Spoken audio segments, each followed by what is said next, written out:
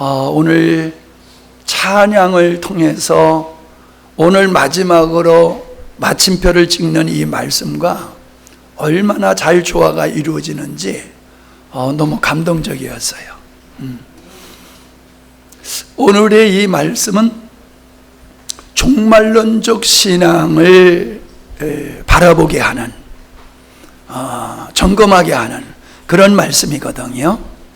그래서 이제 복음으로 우리가 이렇게 무장을 하고 우리가 어떻게 진리 위에 서야 되느냐라고 하는 이걸 지금까지 나누었다라고 하면은 오늘 나누게 될 이 말씀은 이 보호막과 같은 거예요. 울타리와 같고 보호막과 같은 거예요. 우리가 귀한 은혜를 입었지만은 이거를 간수하고 지켜가면서 끝까지 이길 수 있는 비결이 뭐냐? 받은 것이 중요한 게 아니라 상실이지 말아야 돼요. 근데 네 동생은 어디 갔느냐? 내가 알 수 있습니까?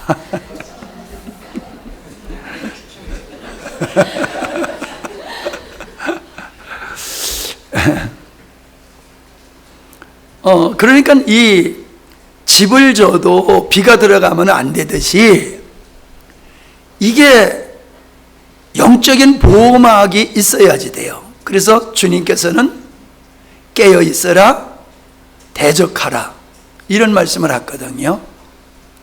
그러니까 우리가 내적으로 이 복음으로 무장하는 것과 더불어서 우리의 믿음의 생활을 파괴하는 이 어둠의 세력을 우리가 어떻게 경계하고 이길 것이냐, 이걸 또 우리가 알지 못하면은 공든탑이 무너지는 결과가 되거든요.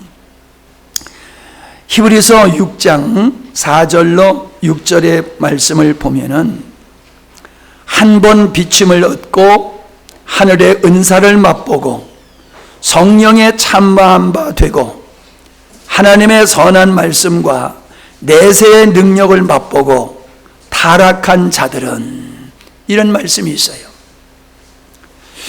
저는 이 말씀이 늘 이해가 안 됐어요. 아니, 어떻게 이렇게 성령의 빛비침을 받고 성령의 놀라운 역사를 경험하고 복음을 깨닫고도, 그리고 내세에 대한 분명한 어떤 그 비전을 보고서도 타락할 수 있단 말이냐. 성도의 견인이라고 하는 이런 교리적인 것과 이게 너무 맞지를 않아서 제가 많이 고민을 했어요. 근데 보세요. 우리가 이 교리에 너무 묶여버리면은 우리의 사고의 그 구조가 굳어져 버려요. 자, 하나님이신 예수님과 3년 동안의 제자 생활을 하면서 그분의 말씀과 그분의 삶을 통해서 하나님을 경험한 사람이 가룟 유다잖아요. 심지어 그는 다른 제자들과 더불어서 예수의 이름으로 능력을 행했던 그런 경험이 있는 사람이에요. 이스라엘 백성들은 광야에서 또 강야로 오기 전까지 그들은 10가지의 재앙을 베푸는 것을 경험한 사람들이에요. 그러니까 이 땅의 사람들이 취해급한 이스라엘 백성들이나 예수님과 함께했던 가룟 유다만큼 하나님의 영광을 많이 경험해 본 사람은 아마 없을 거예요. 근데 유다는 예수님을 팔았어요.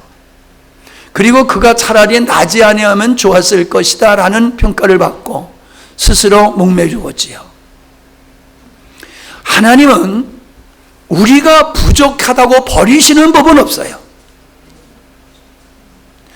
우리가 예수를 시원찮게 믿는다고 버리시는 법이 없다니까요. 하나님은 우리가 하나님의 은혜를 맛보고도 하나님을 모른다 하면은 그에게는 돌이킬 수 없는, 회개하여 돌이킬 수 없는 자가 된다는 거예요. 우리가 은혜로 구원받는 것과 같이 우리가 은혜의 생활이 부족하다고 하나님은 믿음의 생활이 부족하다고 버리시지 않는다니까요. 은혜로 우리를 구원하셨기 때문에 우리가 시원찮다고 버리지 않으세요. 우리 자녀가 좀 시원찮다고 갖다 버릴 수 없잖아요. 근데 유다는 하나님을 버렸어요. 예수님을 버렸어요. 부정했어요. 그러니까 이스라엘 백성들이 구약에서 하나님을 버리고 사울 왕이 하나님을 버림으로 말미암아 하나님께 버림을 받았듯이 부족해서 버림을 받는 경우는 없고, 우리가 의지적으로 하나님을 버릴 때에 그는 타락한 자가 되는 거지요. 다시금 회개하고 그가 구원받을 수 있는 기회가 돌아오지 않는다라고 하는 말씀입니다.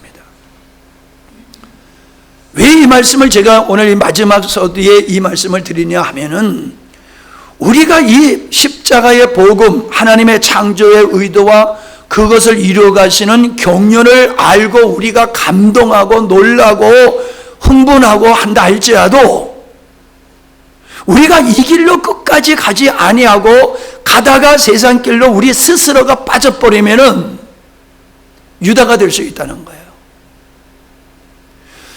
예수님이 기사와 표적을 베풀기 때문에 많은 사람들이 예수님을 왕으로 삼으려고 그랬어요. 왕으로. 억지로 왕으로 삼으려고 그런다고 그랬거든요. 근데 예수님은 거절하셨어요. 왜 거절하셨냐면은, 그들이 말로는 예수님을 왕으로 삼겠다고 하지만은 예수님을 사랑해서 왕으로 삼으려고 하는 게 아니라 예수님을 왕으로 세움으로 말미암아 자기들이 호강하려고,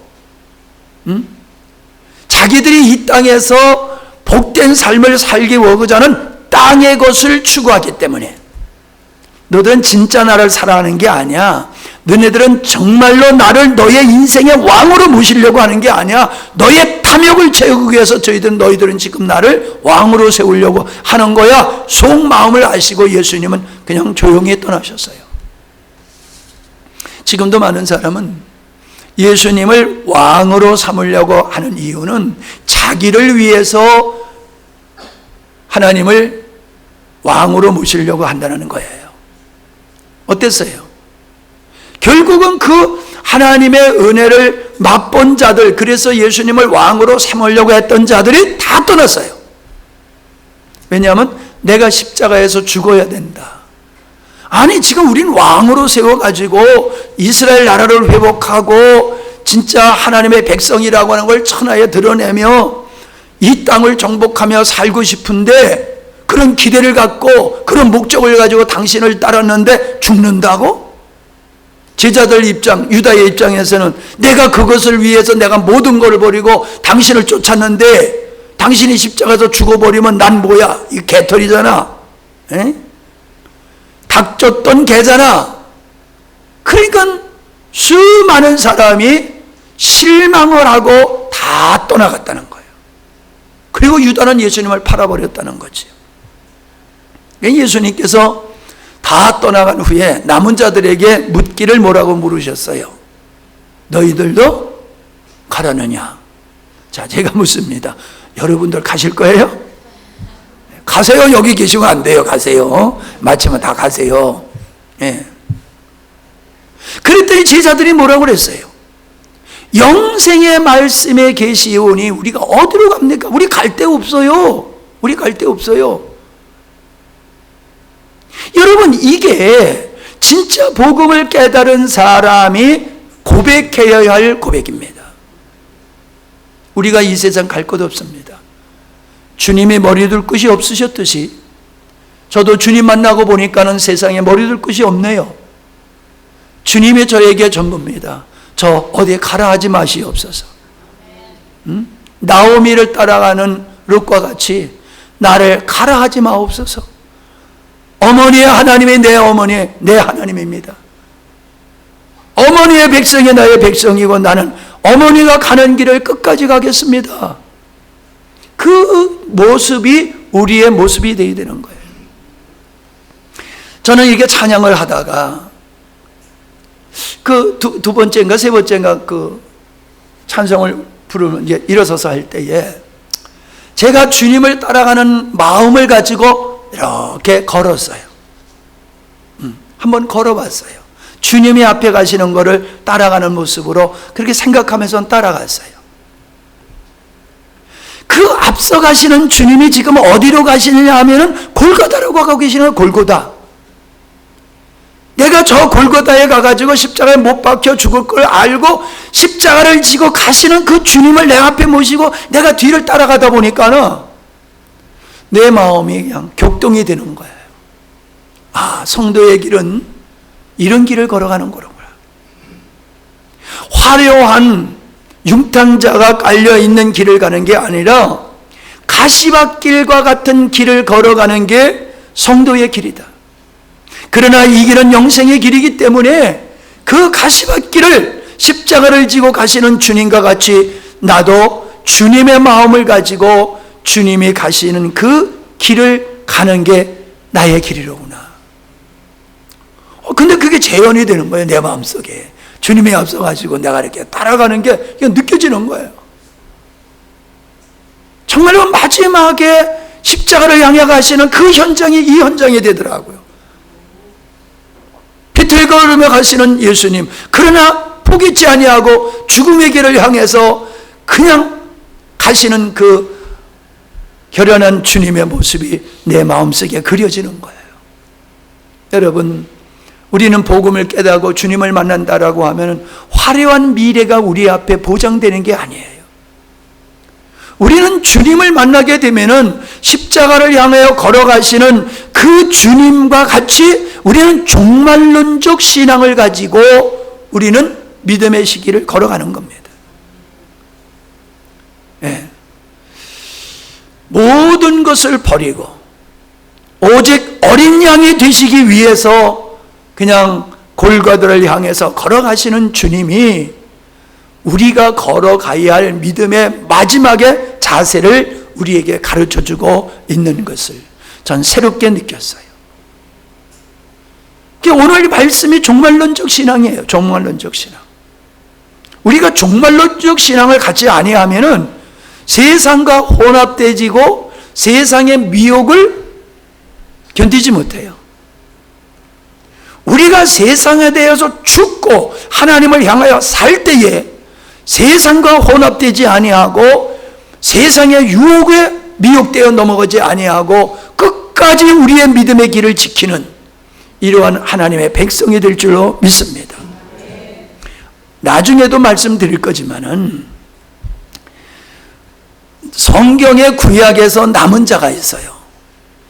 아합에게 무릎 꿇지 않는 자 몇 명? 아합 시대에 바알과 우상에게 무릎을 꿇지 않은 7,000명. 그들을 남은 자라고 얘기했어요. 그들을 남은 자.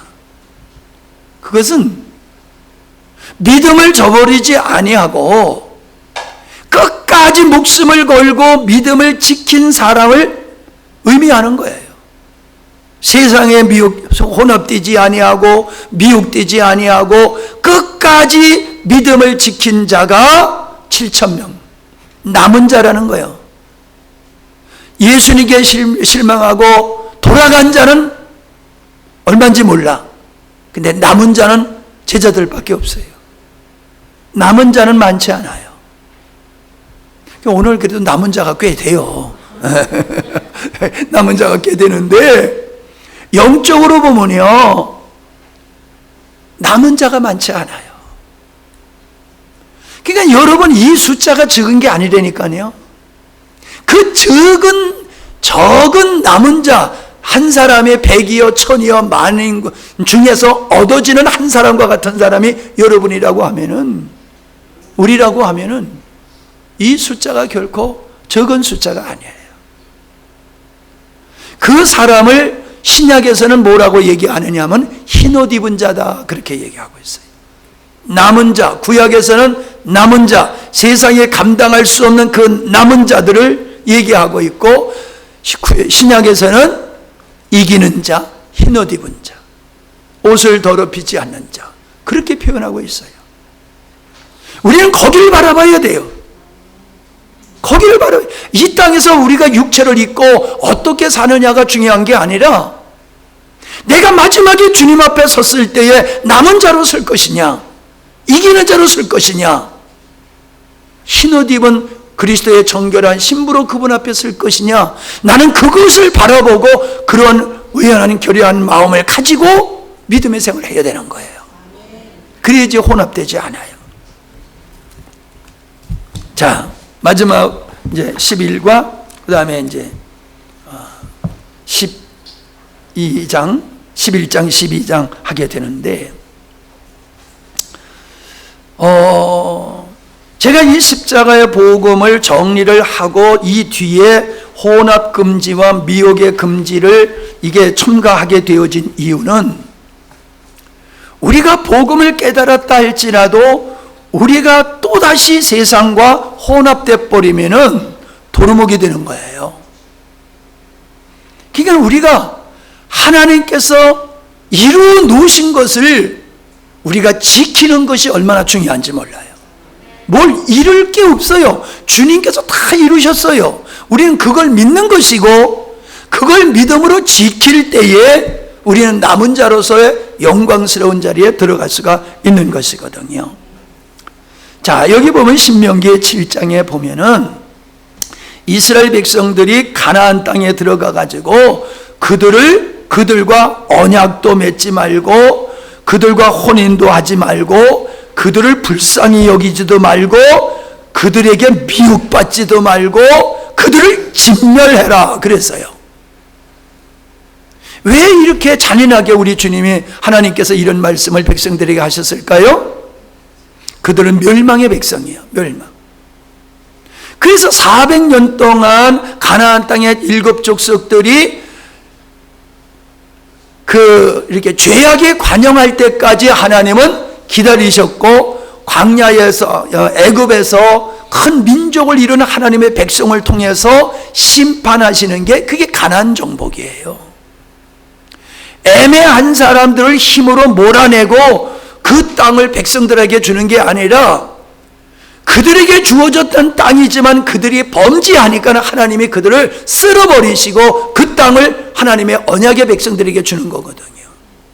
그러니까 너희들은 이 땅에 들어가서 저들과 혼합되어서 너희들의 정체성을 잃어버리고 너희들이 세속화되면 안 돼. 그래서 언약을 맺지 말라고 그러는 거예요.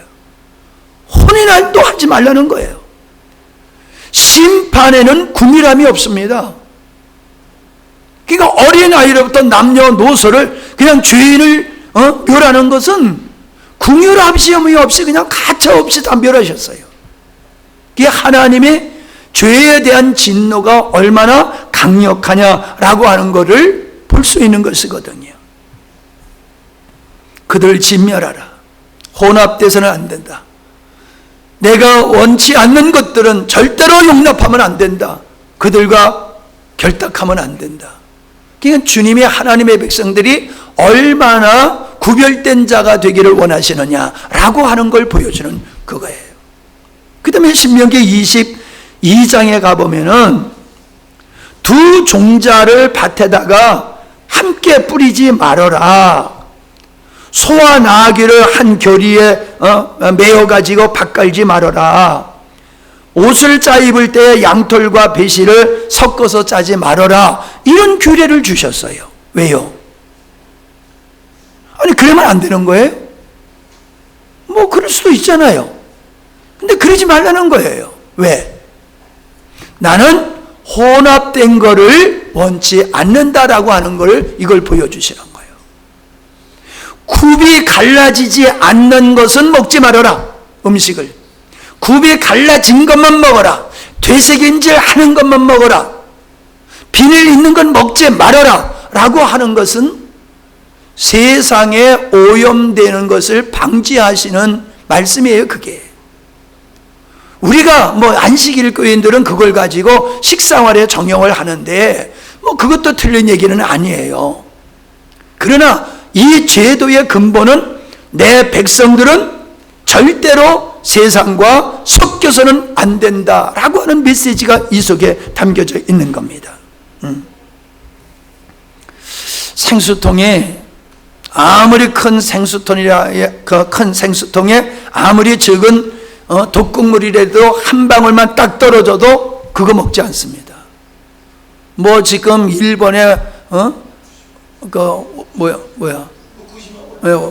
후쿠시마 오염수 가지고 난리를 치는데, 솔직히 나도요, 거기서 잡아온 잡아온 생선 먹으라면 난 공짜로 줘도 안 먹을 거예요. 오늘 점심 진짜 잘 먹었어. 이야, 세상에, 아니, 어느 집회, 그래, 세상에 회에다가, 갈치조림에다가, 대구 그러니까 뭐 삼치나 대구나 뭐 하여간에 그게 그거야. 이래가지고 이렇게 대접하는 데가 어디 있습니까? 참, 이것도 산속에서 바닷가가 아니고 산속에서. 이야, 참. 오염된 거는요, 아무리 비싸도 버려요. 썩은 거는요, 썩은 것이 있으면 그냥 다 버려요. 그걸 여러분이 생각하셔야 돼요. 그거 가지고 그래요. 내 생활 속에서 일부분인데, 그걸 가지고 하나님 그렇게, 예민하게 반응하십니까? 이러면 안 돼요. 사과 상자에 사과가 하나만 썩은 것만 들어가 있어도요, 그게 썩은 게 들어갑니까? 예? 까치가 쪼아놓은 거 그거 하나 들어가면은, 그것이 썩으면은 그 안에 사과 전체가 다 썩잖아요. 죄의 능력은 그렇게 강한 거예요. 요게 머리만 들어와가지고, 코만 들어왔다가, 머리만 들어왔다가, 어깨까지 들어오다가, 낙타가 사람을 다 밀어내고, 자가 텐트 안에 들어가가지고 주인 행세하는 것 같이, 죄는 뱀과 같이 살금살금 들어와가지고, 슬금슬금 밀어내가지고, 지가 주인 노릇하는 게 이게 죄의 모습이에요. 그러니까 애시당초 용서를 하지를 않는 것이 그러는 거예요. 아나니와 삽비라가 재산 팔아가지고 다 드리려고 하다가 절반을 남겼단 말이에요. 지금 우리 같으면요, 헌금을 한 1억 하려고 하다가 마음이 바뀌어가지고 5천만 원 했어. 그래도 감사하지 뭐, 그지? 그 정도 했으면 목사님이 어이구 감사해요 그럴 것 같잖아. 근데 하나님은 절반을 숨겼다고 죽여버렸잖아요. 아나니와 삽비라를. 절반을 안 드려서가 아니라 그의 마음속이 벌써 부패해버린 거예요. 부패해버린 거예요. 오염돼 버려서 다 드리고자 하는 것은 성령의 감동에서 시작됐다가 그의 마음속에 사단이 들어와가지고 아까운 탐심의 마음을 주니까는 성령을 속이게 되었단 말이에요. 그게 혼합되니까 그렇게 돼버리는 거라는 거예요. 세상과 혼합되면 그렇게 되는 거예요. 주님은 나 외에 다른 신을 섬기지 말라라고 하신 이 계명도 세상의 신과 나를 혼합하지 말아라 라고 하는 것이고, 거룩함이라고 하는 것은 구별된 걸 얘기하는 거예요. 구별된 거. 깨끗한 게 아니라 구별된 거. 그러니까 우리 안에, 하나님의 안엔 어떤 것들을 용납지 아니하고 순수함, 하나님의 순수함을 지키는 게 그게 거룩함이다 라고 하는 거예요. 하나님은 성경에서 여러 가지로 섞일 수 없다라고 하는 걸 말씀하셨지요. 물과 불이 함께 할 수 없으며 죽음과 생명이 함께 할 수 없고 어둠과 빛이 함께 할 수 없고 죄와 의가 함께 할 수 없고 하나님의 사람들이 세상과 함께 할 수 없다. 주님의 잔과 귀신의 잔을 함께 할 수 없다. 성경에서는요, 이렇게 강력하게 주님이 어떤 것을 우리에게 바라시는가, 우리가 어떤 자리를 지켜야지 믿음의 끝까지 지킬 수 있느냐라고 하는 걸 말씀해 주고 있음을 보게 되어집니다. 믿지 않는 자와 멍에를 같이 하지 말라라고 하셨지요. 유대인들은 사마리아 사람들을 사람 취급을 안 했어요. 똑같은 사람인데. 왜요? 혼혈하기 때문에 그래요. 여러분, 혼혈아는 잘못된 게 아니에요. 근데 왜 그 당시에 혼혈아는 그렇게 천시했느냐 하면은 하나님의 백성이 정체성이 혼합되어 가지고 사라지는 거예요. 그러니까 하나님의 백성들은 세상과 결탁하면 절대로 안 된다. 그래서 세상과 결탁한 그러한 사람들을 사마리아 사람으로 이렇게 비유해서 말씀을 하시는 거예요. 그러면 58페이지에 보면은 거기에 노아 시대 때에 혼합에 된 사건이 나와요. 그게 뭐냐 하면은 우리가 앞전에서도 이걸 살펴봤습니다만은 사람이 땅 위에 번성하기 시작할 때에 그들에게 사람의 딸들이 나니 하나님의 아들이 사람의 딸들의 아름다움을 보고 자기들이 좋아하는 모든 여자를 아내로 삼은지라. 이래서 어떻게 됐다는 거예요? 혼합됐다는 거예요. 하나님의 아들들이 자기의 정체성을 잃어버리고 세상의 딸들과 결혼함으로 말미암아 정체성을 상실해버리고 육체가 되었다. 육체가 되는 게 뭐냐 나눴잖아요. 하나님은 육체된 자를 심판하셨다는 거예요. 우리가 구원받았다고 하면서도 세상과 결탁하여 혼합된 삶을 살면은 노아 시대의 육체가 된 사람과 같은 형국이 되는 것이다 라고 하는 것이요. 하나님은 아브라함이 낳은 첫째 아들 이삭을 결코 용납하지 않으셨어요. 인정하지 않으셨어요. 왜요? 이삭을 자기 아내와 자기 자부를 자기 동족에서 신부감을 데려다가 결혼을 시켰잖아요.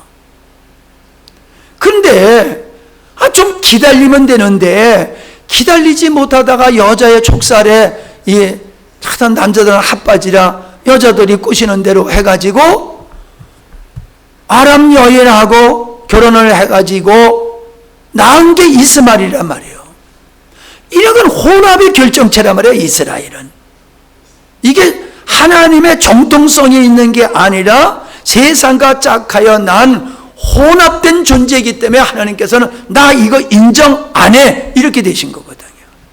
물론 언약의 자신은 아니기 때문에 그렇지만은 이런 부분도 있다라고 하는 겁니다. 에서가 하나님은 야곱을 선택하고 태중에서부터 야곱을 선택하시고 둘째를 선택하셨단 말이에요. 이건 하나님의 정하심이에요. 예정하심이에요. 그런데 환경적으로 보면 에서는 버림을 받을 수밖에 없는 짓을 했어요. 왜? 헷족 속의 여인을 데려다가 아내로 삼았어요. 부모님이 반대하는데도 그가 그 반대에 무릅쓰고 헷족 속의 여인을 데려다가 결혼함으로 하나님께서 원하시는 그 신앙의 정통성을 상실하게 되는 거예요. 그러니까 너는 장자의 영광을 누릴 수가 없어. 너는 비켜. 그리고 그 얄미운 야곱을 장자의 자리에 세우시잖아요. 그렇게 하나님은 혼합을 원치 아니하시는 거예요. 우리는 여호수아를 보게 되면 이스라엘 백성들이 가나안을 정복할 때에 기브온 고민들이 이 막강한 세력을 가진 이스라엘 백성, 하나님께서 함께 있어서 어느 민족도 그 민족을 대적할 수 없는 이 막강한 이스라엘 백성들의 보면서 그들이 살궁리를 했어요. 어떻게 우리가 멸망받지 아니하고 살 수 있을까 했을 때에 낡은 옷을 입고 낡은 가방을 메고 오래된 빵을 가지고 이 여호수아한테 찾아와서 우리는 먼 데서 왔습니다. 얼마나 먼 데서 왔느냐 하면 우리 옷을 보십시오. 우리가 집에서 나올 때에 가지고 온 이 빵을 보십시오. 하도 오래돼 가지고 이렇게 딱딱해서 먹을 수도 없는 빵이 됐지 않습니까? 그러면서 납작 엎드리면서 그려 우리가 그냥 당신들의 종이 돼서 물길로 오고 나무 패는 일을 하고 힘든 일 다 시키면 우리가 할 테니까 우리는 죽이지 좀 말아 주십시오. 그러니까 여호수아가 그냥 마음이 좋아가지고 그래 하고 받아주고 그들과 언약을 맺었잖아요. 그게 가시가 되는 거예요. 그게 가시가 된 거예요. 멸하라고 했을 때에 멸하지 않고 남겨둔 기브온, 난공불락이라고 했던 그 산속에 깊이 숨어있는 그들은 이스라엘 백성들이 저까지 건 아무것도 아니야 하고 그냥 남겨둬 버렸어요. 다 멸하라고 그랬는데 남겨둔 자들이 점점 커가지고 그들이 가시가 되었다라고 하는 사실을 우리는 알게 됩니다.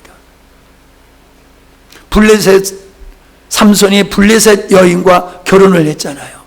왜 눈 빠졌어요? 이방 여인을 좋아하다가 눈 빠지고 죽었잖아요.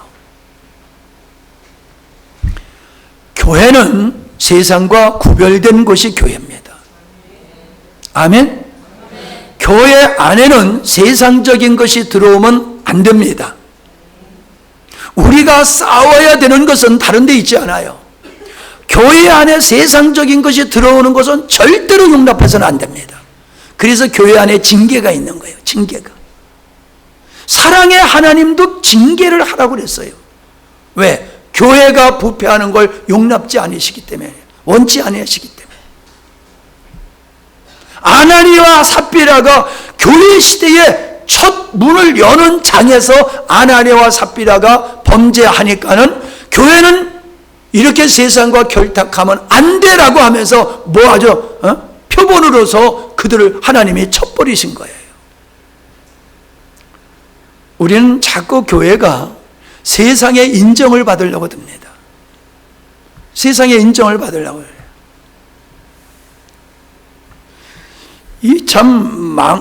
이게 교회가 어려워지는 이유 중에 하나가 뭐냐 하면은 세상은 학벌과 능력 위주잖아요. 사람을 채용하잖아요.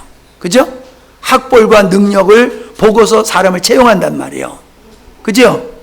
네? 진영아, 네. 그렇다고 정신 차려. 마지막까지 이겨야지. 그래.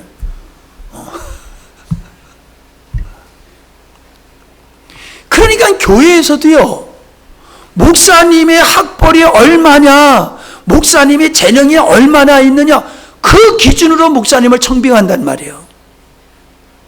그분이 하나님을 만난 경험이었느냐, 저분이 영성에 있느냐, 저분이 정말로 하나님을 사랑하느냐, 이게 본질인데 그거 보지 않고 뭐 유학 갔다 왔다, 재능이 있다, 똑똑하다, 그러면 서로 모시고 가려고 그래요. 그런데요, 그런 분들이 후임자로 들어간 교회는 쪼그라들어. 근데 좀 시원찮아 보이는데 죄야 이거 잘하시는 분은 희한하게 잘 돼. 예? 희한하게 잘 돼. 뭐 잘하는 것도 없고 똑똑한 것도 없고 뭐 별 볼 일이 없는데도 은혜가 되는 거예요. 그냥 은혜가 돼. 하나님의 인재가 있고 사랑이 있고 하나님의 역사가 있고, 그러니까 교회가 교회되는 거예요. 머리 좋은 사람이 운전대에 딱 서버리면은 머리로 교회를 운영하는 거예요. 그러니까 주님이 할 길이 없어, 할 일이 없어. 그러니까 교회가 자꾸 세속화돼 버리는 거예요. 교회 제도가 세속화돼 버리고 모든 게 그렇게 가버리는. 그러니까 교회가 혼합돼 버리니까는 교회가 힘없는 교회가 되는 거예요. 자, 이런 것이 왕정시대에도 솔로몬이 이방 여인을 데려다가 많은 여인을 데려온 것이 결국 우상을 들여오게 된 결과가 되었고, 그 결과로 말미암아 모든 백성들이 범죄하게 되었고 이스라엘 나라가 두 쪽으로 쪼개지는 일들이 거기서 비롯됐다. 북이스라엘 왕 여로보암의 죄는 베델에다가 단을 세우고 금송아지를 앉혀놓고 이게 하나님의 제단이야 라고 하면서 거기서 제사를 지내게 함으로 말미암아 백성들로 하여금 죄를 짓게 만드는 거예요.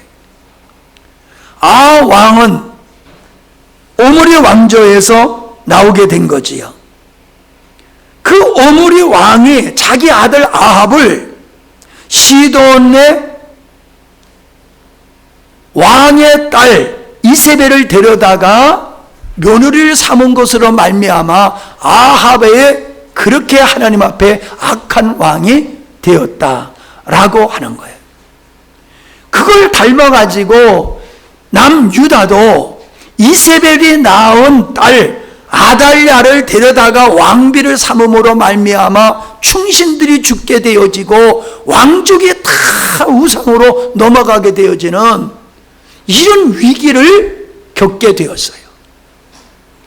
그러니까 마귀는 어디를 치면은 이제 전쟁을 하게 되면 약한 것을 친단 말이에요. 싸움을 해도 약한 것을 치잖아요. 마귀는 그걸 아는 거예요. 어떤 무리를 공격하면은 그 무리가 다 와야 될 수 있느냐. 그래서 마귀가 제일 많이 공격하는 대상이 지도자예요.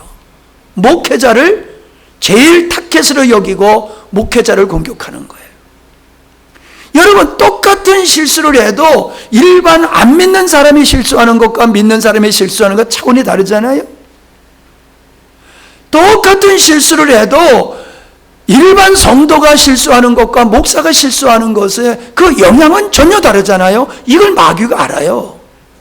그렇기 때문에 머리를 치는 거예요. 머리. 선두양을 치는 거야. 그러면 양들이 다 흩어져 버려요. 이게 사단의 전략이고요. 마귀는 이걸 잘 알고 마귀의 쫄개대 저 북한을 사주하는 이 무리들, 그 무리들이 그걸 알기 때문에 교회를 무너뜨리기 위해서 하는 전략이 계속 목사님들의 비리만 들춰내는 거예요. 목사님 비리를 부족함을 들춰내는 것이 제가 두둔하는 게 아니에요. 목사님도 사람이기 때문에 실수가 있고 넘어짐이 있을 수 있는 거예요. 근데 하나님은 다윗의 죄도 용서하셨단 말이에요. 근데 교회 안에서는 정의를 부르짖어가지고 목사가 한 번만 잘못하면 완전히 그냥 끝장내는 거예요. 그래가지고 방송에다 빵빵 터뜨려가지고 세상의 목사들은 다 못된 사람들로 그렇게 프레임을 씌워가지고 교회를 혐오스러운 집단으로 여기게 하는 거, 이게 사단이 이 시대에 지금 하고 있는 일들이에요. 교회를 혐오스러운 집단으로 보고, 이제 목사 인기가 이제 꼴찌야 꼴찌. 여러분들 자녀들 신학교 안 보내잖아. 인기가 없어가지고. 자녀들 신학교 보내가지고 그냥 뭐 인기 있어봐 다 보내지. 옛날엔 그랬어요. 근데 이제는 안 보내.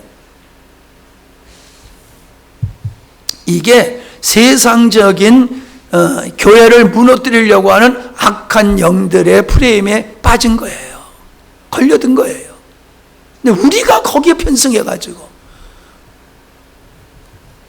세습하면 안 됩니다. 세습하면 안 됩니다. 여러분, 계승과 세습은 달라요. 이해되세요? 계승은 아름다운 거예요. 세습은 부와 권세를 물려주는 게, 그런 게 세습이에요. 우리는 하나님 앞에서 내가 지은 십자가를 우리 자녀들에게 물려줄 수 있어야 돼요. 십자가, 향나무 십자가야 이거. 얼마나 좋은지 몰라요. 근데 줄 수는 없고 냄새를 맡아보죠. 냄새가 향나무로 와서, 우리 집사님의 아들을 통해서 보내주셨는데 아주 진짜 무늬도 좋고, 내가 여기다가 그냥 니스칠을 오일칠을 하면 더 멋있었을 것 같아.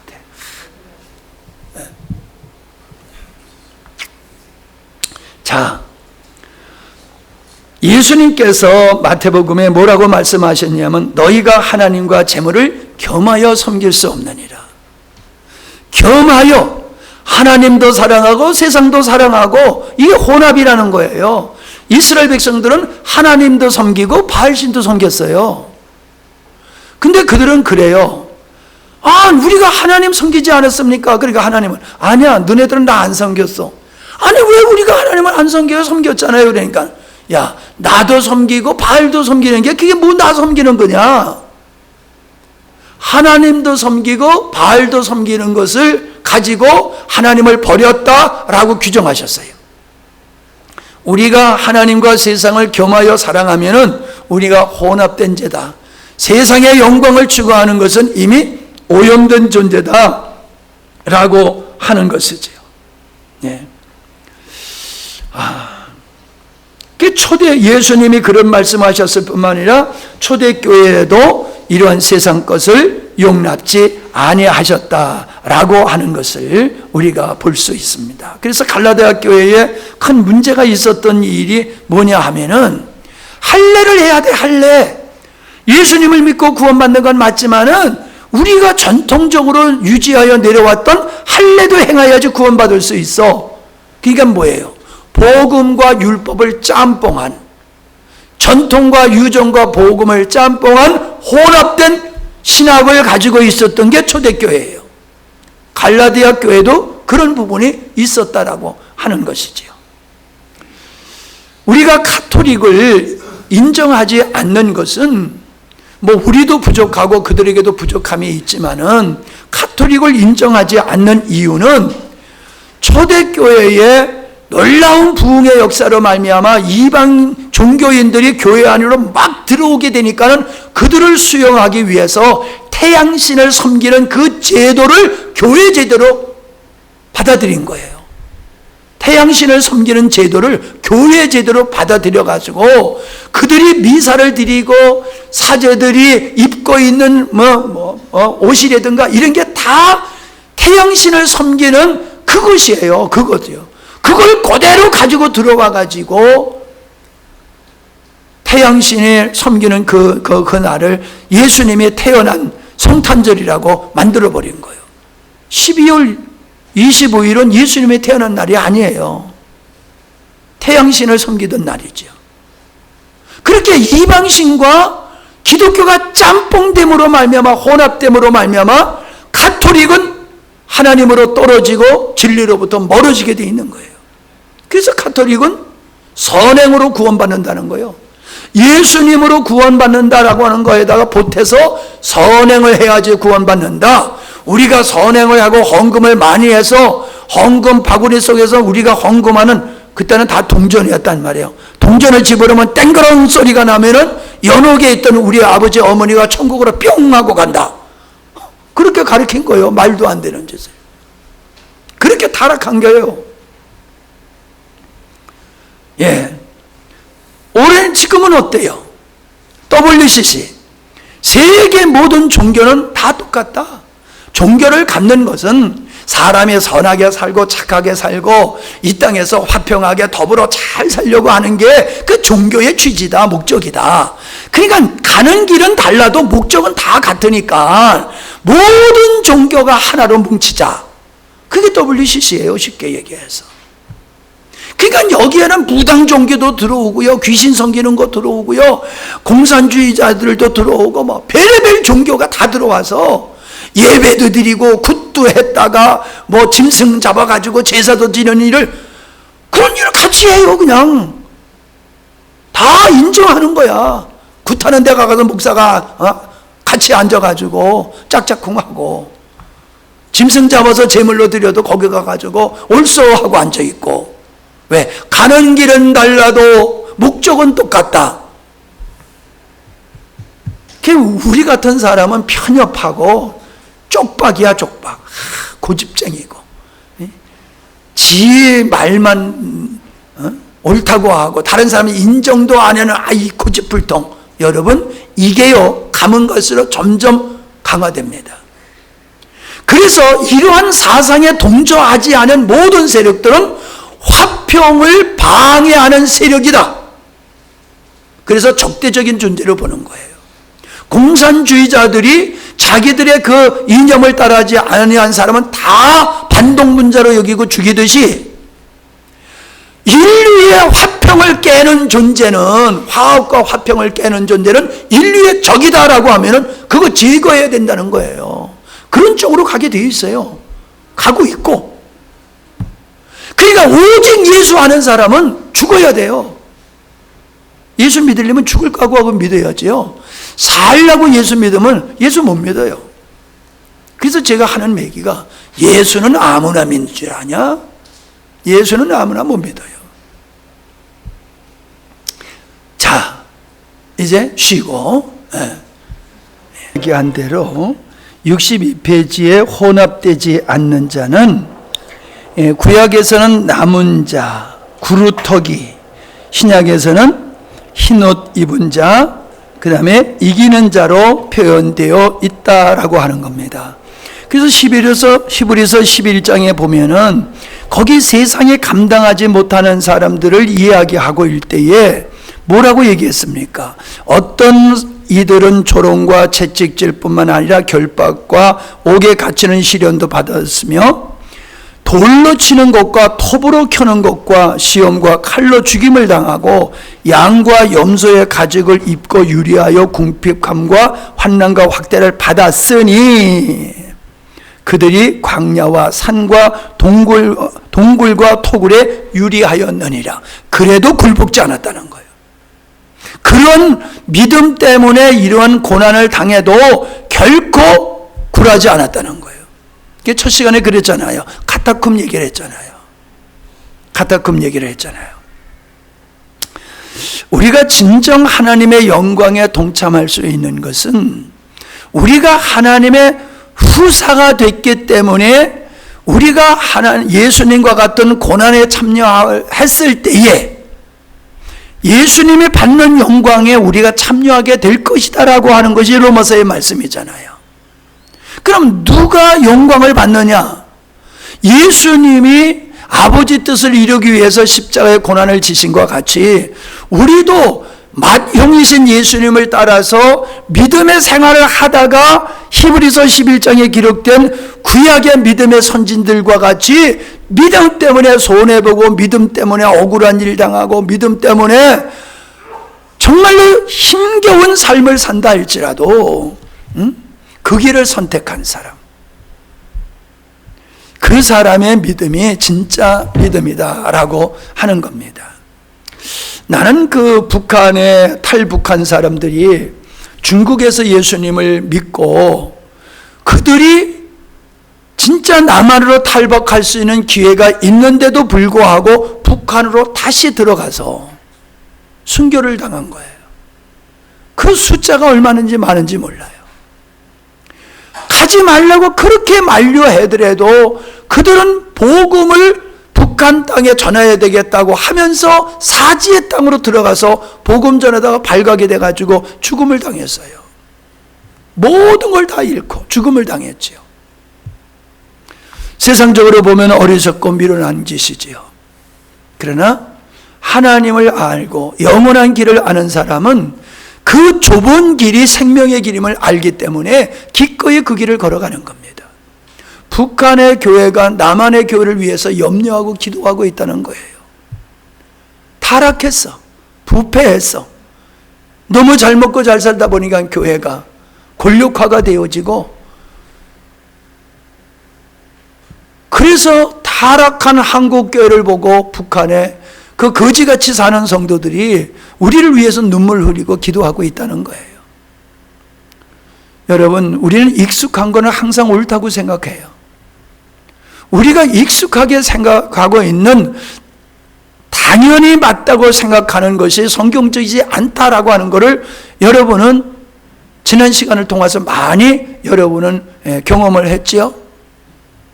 이제 여러분은 결단하셔야 됩니다. 주님 걸어가신 가시밭길을, 십자가의 길을 나도 걸어갈게. 그러면 세상을 이기게 돼요. 죽고자 하면 산다고 그랬어요. 우리가 육신이 살고자 하면 영혼이 죽어요. 그러나 내 영을 위해서 육신의 모든 것을 내가 상실한다 할지라도 믿음을 지키겠다고 하면 영육이 살아요. 아멘. 잠시 동안 세상의 부귀 영화 누리려고 하다가 영원히 멸망받는 어리석은 자가 돼서는 안 돼요. 왜? 이미 우리는 분명히 봤잖아요. 바라는 것의 실상이요, 하나님의 우리에게 약속하신 것, 그걸 이미 우리는 성령 안에서 봤어요. 말씀을 통해서 봤어요. 진짜 이 길을 봤다라고 하면은 소돔과 고모라 성을 떠나야지요. 갈대와 우를 떠나야지요. 봤다고 하면서 거기에 뭉기적거리고 앉아있으면 본 게 아니지요. 진짜 우리의 신앙을 하나님께 어떻게 평가하시는가 하는 것을 우리가 인식해야 되는데, 63페이지의 중간에 보면은 그 바벨론으로 포로 갔던 사람들이 귀환해가지고 에스라를 통해가지고 회개의 부흥의 역사가 일어났을 때에 그들이 회개한 상징이 뭐냐 하면 바벨론 여자들과 결혼했던 그들을 다시 고향으로 보내버렸어요. 그게 회개의 증거예요. 세상과 짝했던 걸 끊어버리는 것이 부흥운동의 결과물이었었다는 거예요. 회개는 아닌 것들을 뽑아내는 겁니다. 아닌 것들을 뽑아내는 거예요. 그래서 순결한 모습을 가지는 거다. 자, 흰옷 입은 자라고 얘기를 하고 있는데 성경에서 말씀하고 있는 이 흰옷 입은 자는 우리가 찾아볼까요? 계시록 7장 13절.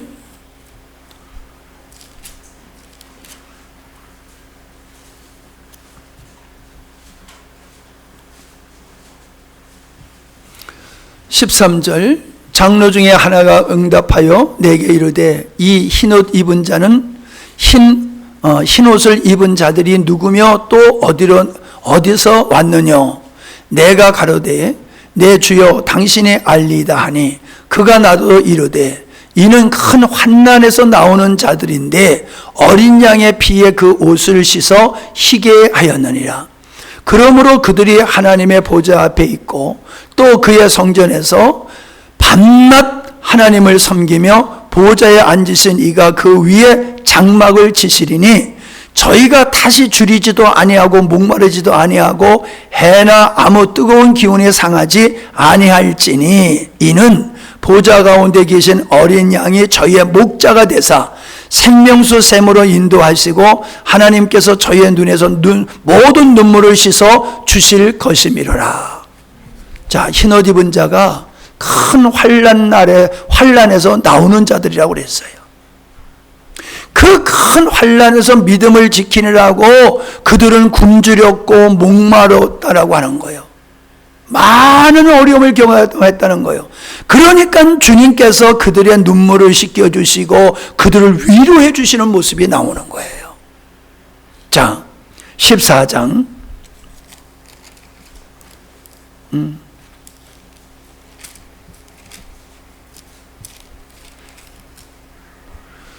14장 4절 5절 시작.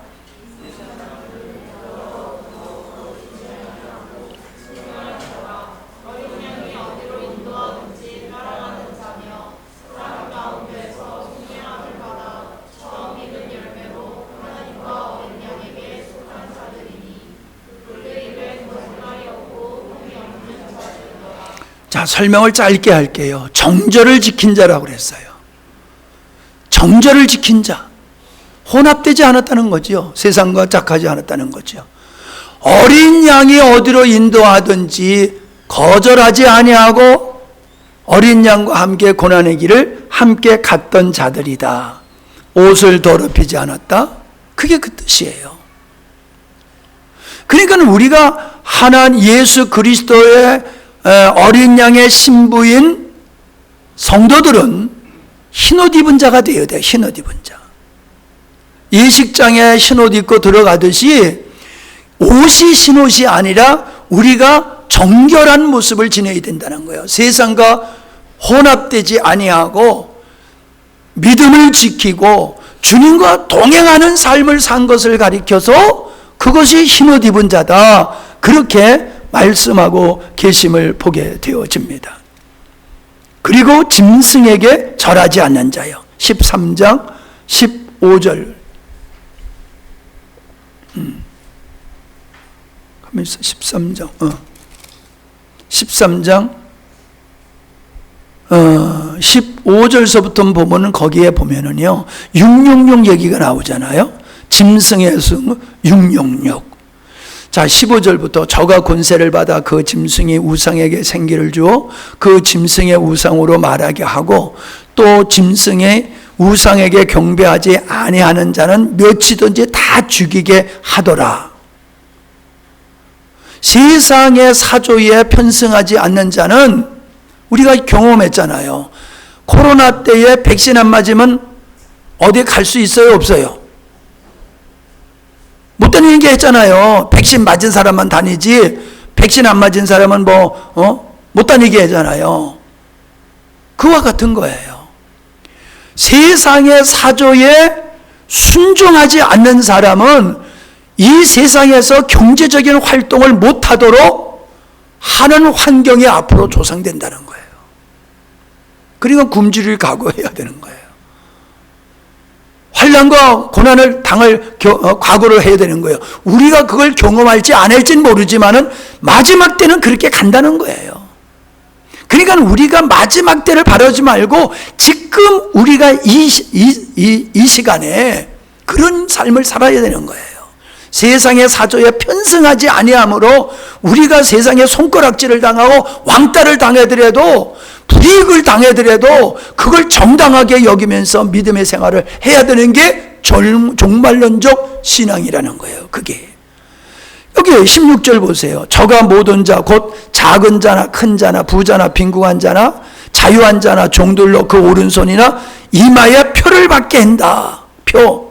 누구든지 이 표를 가진 자 외에는 매매를 못하게 하니 이 표는 곧 짐승의 이름이나 그 이름의 수라. 지혜가 여기 있으니 총명이 있는 자는 그 짐승의 수를 세어보라. 그 수는 사람의 수니 666이더라. 사람의 수, 육체가 된 걸 상징하는 거예요. 육체가 된 거. 육체를 따라 사는, 그래서 세상과 결탁하여 혼합되어 살아가는 그것이 바로 육육육을 받은 거다. 세상에서 잘 먹고 잘 살려고 신앙을 배반하는 그게 바로 육육육 표를 받은 거다. 바코드가 아니라는 거예요. 그러니까 지금 우리가 세상과 결탁하면 육육육을 받는 건데 육육육을 받으면서도 우리는 바코드 안 받았으니까 육육을 안 받았어 이러면서 세상과 혼합되어 살아가고 있다니까요. 오늘 그리스도인들이 육체를 따라 살아가면서 난 666 안 받았어 착각하고 있어요. 자, 그게 이제 혼합되지 말아라 라고 하는 이야기며, 미혹받지 말라고 하는 얘기는 좀 간단하게 해야 될 것 같아요. 이걸 좀 하나하나 이게 살펴보려고 그러면 참 시간이 많이 가는데, 자, 이겁니다. 마귀는 우리를 넘어뜨리는 방법을 알아요. 그게 뭐예요? 혼합되면 망하는 걸 알아. 혼합되면 죽는 걸 알아. 그래서 마귀는 세상의 사람들이 좋아하는 부귀와 영화와 권세와 쾌락을 가지고 우리를 유혹하는 거예요. 그래서 그걸 갖다 음녀라고 하는 거예요. 음녀. 음녀가 사람을 꼬이듯이 마귀는 사람들이 좋아하는 세상의 그 부귀, 영화, 쾌락을 가지고 우리를 미혹해서 세상과 혼합되어짐으로 말미암아 망조의 길을 걸어가도록 하는 것이 마귀가 하는 짓이다. 그러니 너희들은 정신 차려서 마귀가 너희들을 미혹하지 못하도록 전신갑주를 입으라. 그 얘기예요. 마지막에는 세상을 미혹하고 사람을 미혹했던 마귀가 멸망을 받을 터인데, 그의 미혹을 받아서 그를 수종하고 육체를 따라서 산 사람들이 바로 그들이 바벨론이다. 음녀와 함께 타락한 자들이다. 그래서 부자들이 바벨론에 망할 때에 통곡을 하게 되는 것은 세상 것을 추구하던 사람들이 세상 것을 하나님이 심판하는 걸 보고 통곡할 것이고, 왕들이 또한 통곡을 하게 될 것인데, 그들이 세상에서 마음껏 누리던 것이 다 불타 없어지게 될 때에 그들은 통곡하게 될 것이고, 그들이 지옥 가게 될 때에 그들은 통곡하게 될 것이다. 여러분, 내가 싫어하는 걸 가지고 유혹하면은 안 넘어가요. 근데 내가 좋아하는 걸 가지고 유혹하면은 참 그거 견디기 어렵잖아요. 그죠? 예.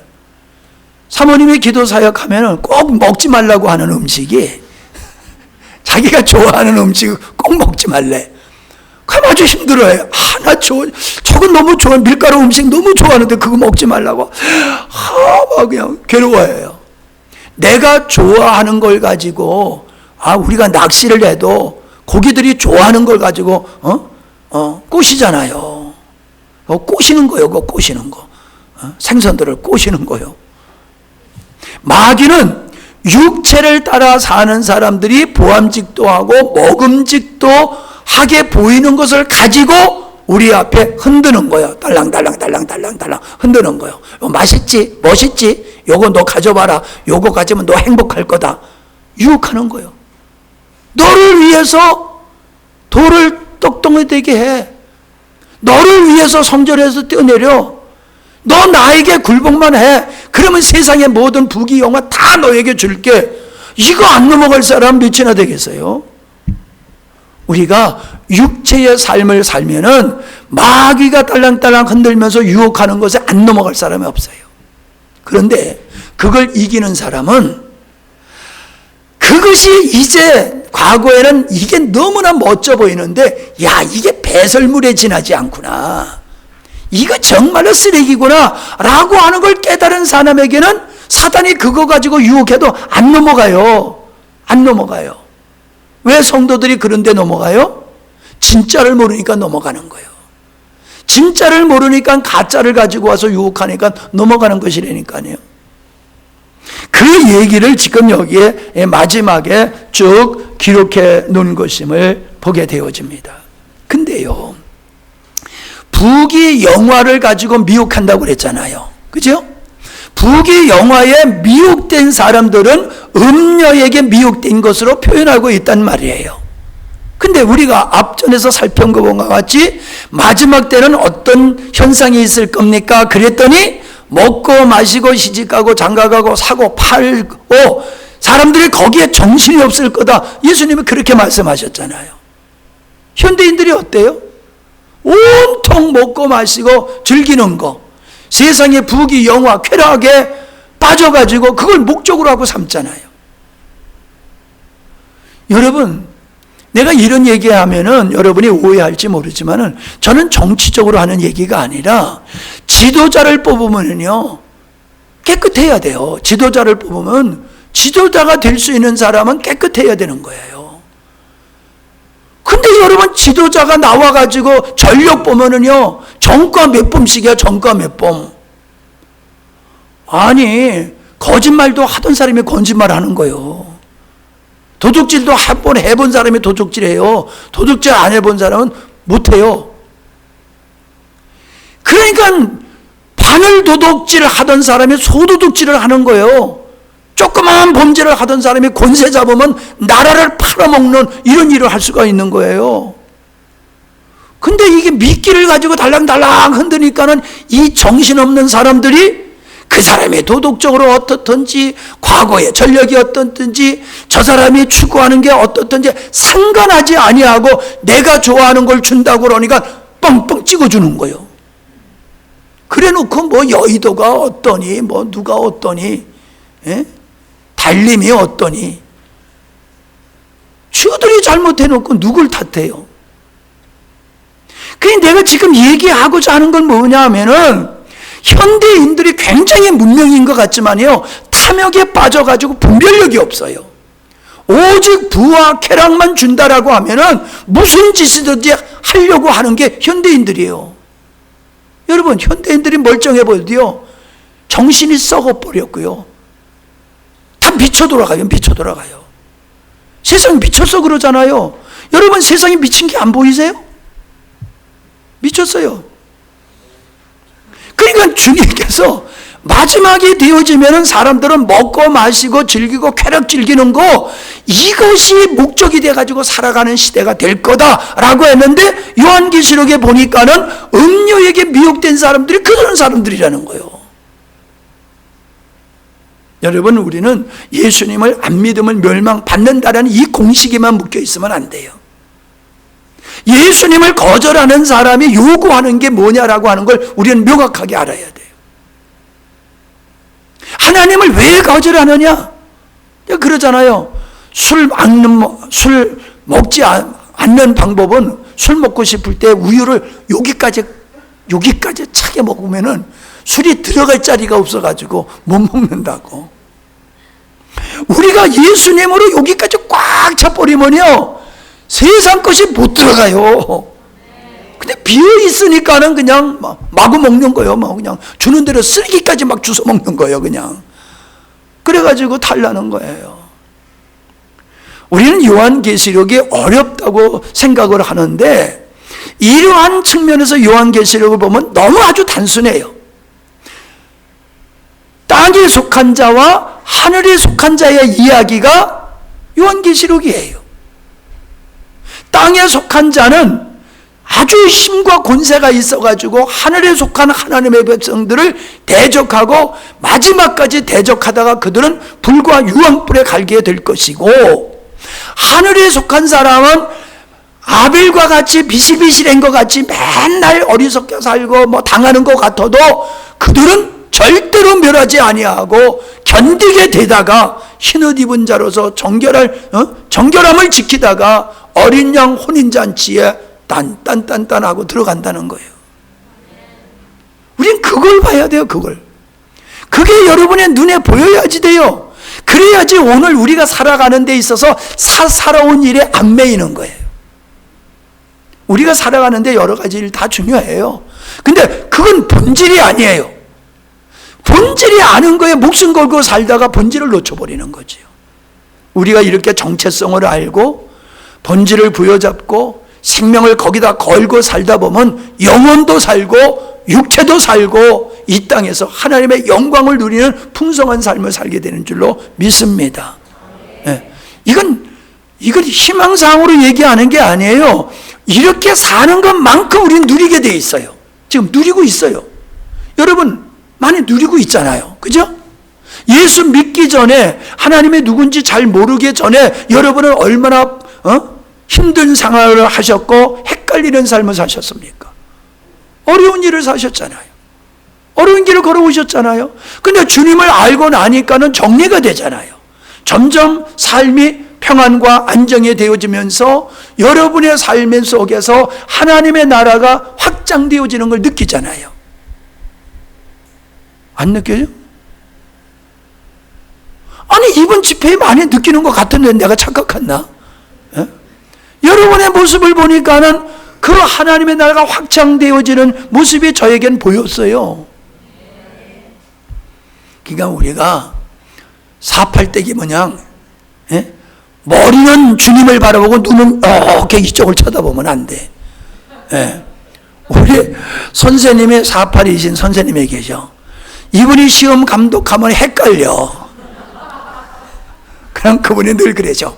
여놈들 내가 어디 쳐다보는지 모르지? 항상 시험 감독하시면서 그렇게 놀려요. 근데 아무리 봐도 헷갈려. 머리는 우리를 보고 있는데 눈은 저쪽을 보고 계시더라고. 항상 그분. 우리 그리스도인들이 그렇게 살면 안 돼요. 주님을 얘기하면서 우리의 마음은 세상에 가서 있으면 안 돼요. 빨대를 세상에 꽂으면 안 된다고요. 이미 우리는 가보지 않았지만 믿음으로 가본 사람이에요. 천지창조 봤어요? 못 봤지요?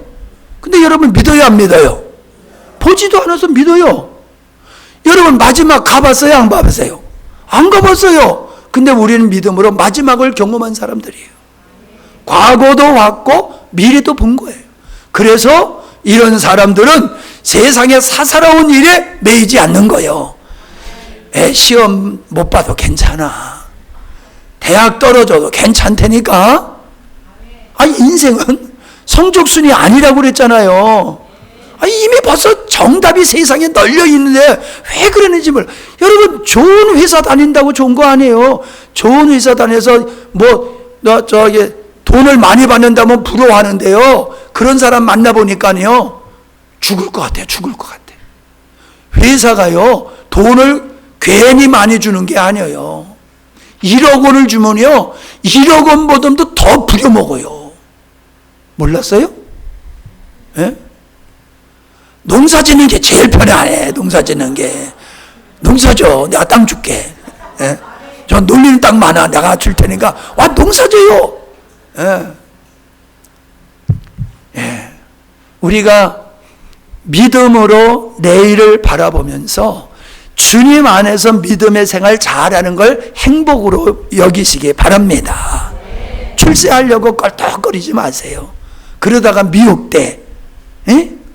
다른 사람보다 앞서가려고 들고 다른 사람보다 높아지려고 하다가 넘어져요. 뛰는 사람이 넘어지지 걸어가는 사람은 안 넘어져. 거기다가 자빠진 사람은 절대로 안 넘어져. 자빠져 있는데 어떻게 넘어져요? 에? 그러니까 세상으로 큰 자가 되려고 하다가 미혹받아가지고 넘어지고, 그 정도면 되는데 더 벌려고 투자하다가 부도가 나버리고 항상 그러더라고. 같이 먹고 살면 얼마나 좋아. 지가 다 먹으려고 하다가 뽀록이 나가지고 참 망신을 하고 난리법석을 치고 그러잖아요. 예. 마지막에 싱거운 얘기를 제가 했는데 이제 말씀을 마치겠습니다. 우리는 하나님을 알아야 돼요. 하나님을 알아야 돼. 하나님 어떤 하나님? 사랑의 하나님, 공의의 하나님, 의로우신 하나님을 알아야 돼. 또 뭐를 알아야 돼? 창조의 의도를 알아야 돼. 그 창조의 의도, 목적을 어떻게 운행하시는지 그 경륜을 알아야지 돼. 그 하나님의 창조의 목적이 예수님과 성령을 우리에게, 예수님을 십자가에 달고 성령을 우리에게 보내주심으로 하나님의 영과 우리의 영이 연합되어져서 우리가 하나님의 자녀가 되어지는 창조의 목적을 이루게 된다는 거, 이거 알아야 돼요. 근데 나는 그 언약 안에 있다는 거예요. 우리의 삶은 나의 생명 되신 예수 그리스도로 말미암아 나를 부르신 아버지의 목적을 나의 비전으로 가지고 살도록 하나님이 하셨어요.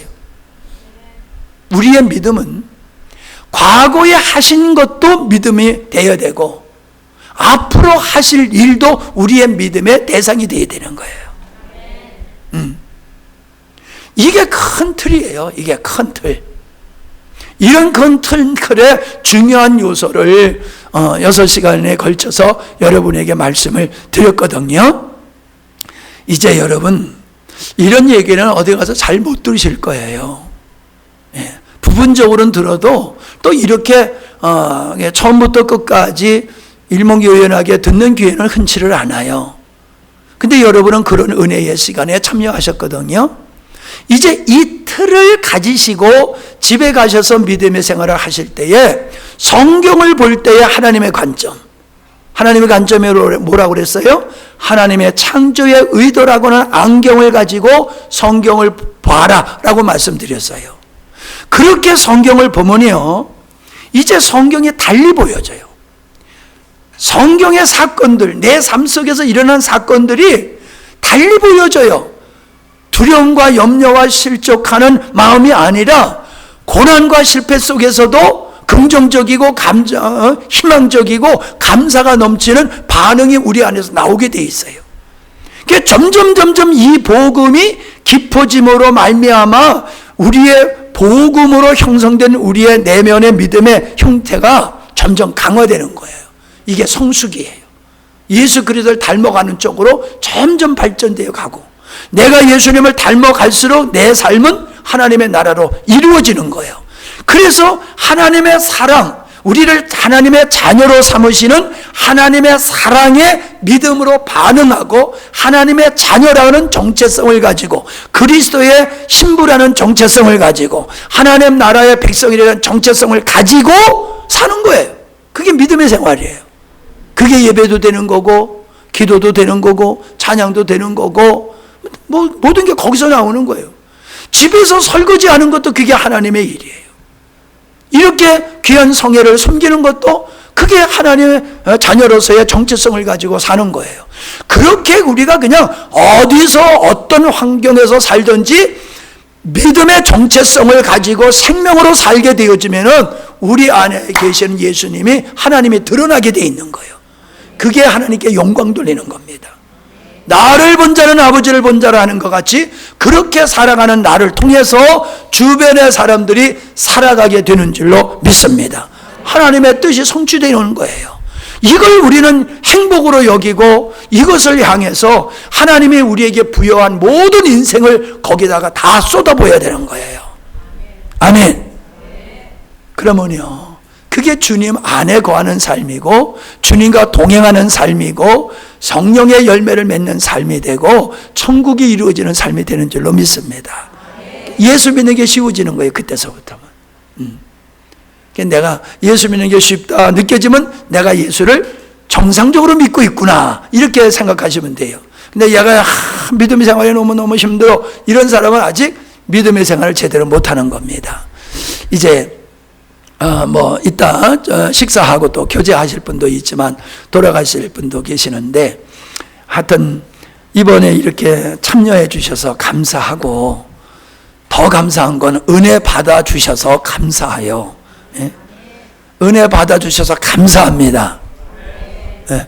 아니 보람이잖아요. 아니 은혜 받으라고 했는데 은혜 못 받으면 내가 이게 그렇잖아. 예, 은혜 받아서 참 감사하고, 여러분들이 이 복음을 세상에 알리는데 이제 동력자가 되셨으면 좋겠어. 예? 저와 동력자가 되고 우리 교회와 동력자가 되어 주셔서 목마른 영혼들을 찾아서 함께하는, 이래서 진짜 이 복음을 통해서 하나님의 나라가, 진짜 그 하나님의 나라가 확장되는 일에 우리가 다 충성스러운 종들이 될 줄로 믿습니다. 예, 종종 연락 좀 하시고 종종 오셔도 괜찮습니다. 예? 아멘 안 하시는 거 보니까 이제 그냥 오늘 마지막이요 그러시는 거예요. 예. 목사하고 밥 자주 먹는 게 복이라고 했죠. 예. 그러니까 오시면 함양에 오면 절대로 내가 밥 사요. 여러분이 밥 살라고 생각하지 마세요. 가면 사주셔. 가면 사줘. 네, 여기 오면 내가 살 때는 걱정 말고 차비만 해가지고 오셔. 예. 그러면 주 안에서 아주 아름다운 교제하고 영적으로 은혜 입고 회복되고 충만해서 또 하시는 일들이 이어질 겁니다. 그래서 저희와 영적인 교제를 앞으로 계속 해주시면은 참 하나님도 기뻐하시고 여러분이도 유익이 되리라 그렇게 믿습니다. 예, 드려진 헌금을 위해서 기도하고 마지막 기도하고 마치도록 그렇게 하겠습니다. 참 하나님께서는 주님의 이름으로 연 모든 집회마다 놀랍게 주인이 되어 주셔서 친히 말씀해 주시고 역사해 주심을 보게 해 주셔서 감사합니다.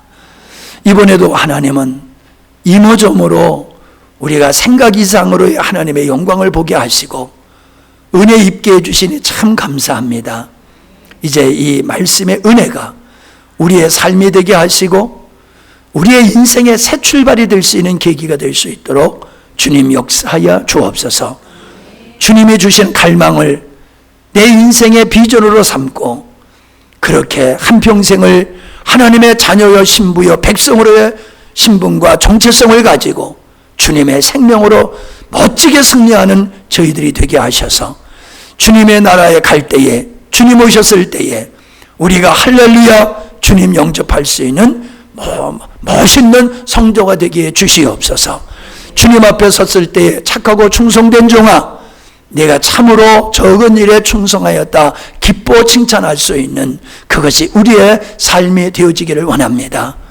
주님이 살려주는 영이셨듯이 살려주신 영으로 말미암아 우리가 주변의 영혼들을 깨우게 하시고 살려내는 자가 되게 하시고 본이 되어서 많은 사람을 그리스도로 인도하는 참다운 하나님의 자녀들이 되게 하여 주시옵소서. 우리의 마음을 지키게 하시고 믿음을 지키게 하여 주시옵소서. 주께서 건강도 지켜주시고 우리의 창고 직장도 하나님께서 기업도 보존하여 주시고 이 어려운 시대에 하나님께서 들어 사용해 주시어서 주의 나라를 위하여 마음껏 헌신할 수 있는 모든 환경들로 조성하여 주시옵소서. 지금은 미약하지만은 가면 갈수록 복음이 확장되게 하시고 깊은 차원에 이룰 수 있도록 우리 주님 인도하실 줄 믿습니다. 이 마지막 시간까지 하나님 앞에 감사함으로 주의 역사에 동참하는 마음으로 귀한 예물 드렸사오니 하나님께서 예물을 받으시고 저들의 마음을 받으시고 저들을 아름다운 주의 나라의 일꾼으로 통로로 사용하여 주시옵소서. 남은 시간 위에도 하나님께서 더 놀라운 은혜로 또 교제 가운데 함께해 주실 줄 믿습니다. 돌아가는 발걸음도 지켜주시옵소서. 이제는 우리 주 예수 그리스도의 은혜와 우리 아버지 하나님의 영원하신 사랑하심과 성령 하나님의 감화 감동 교통 역사 인도 내주 충만하심이 올해의 이 귀한 성회에 참여하여 큰 은혜를 입고 새로운 마음으로 무장하여 돌아가는 하나님의 귀한 자녀들 머리머리 위에와 저들의 가정과 직장과 기업 위에 우리의 사랑하는 조국 대한민국과 세계교회 위에 이 집회를 위해서 열심으로 섬긴 모든 손길들 위에 이제로부터 영원토록 함께 있을지어다. 아멘.